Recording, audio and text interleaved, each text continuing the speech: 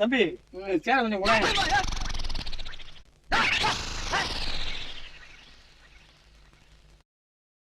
வாங்க, என்ன விஷயம் சொல்லுங்க. எல்ஐசி ஏஜென்ட்லேருந்து வரேன். ஒரு 400 மாசம் கட்டினீங்க, உங்களுக்கு வந்து வருஷத்துல ஏதாவது ஒன்று ஆச்சுன்னா 1 கோடி ரூபாய் வருங்க. இவனும் வேலை வெட்டிக்கு போக மாட்டேங்கிறான். எப்ப பார்த்தாலும் போனை தான் நோண்டிட்டு இருக்கான். இப்படி இருக்கவன் எப்படி என்ன கவனிப்பான்? எங்க அண்ணன் பையன் கார்ல கோயிலுக்கு போனான், அவன் எப்படி நிக்காம பாருங்க.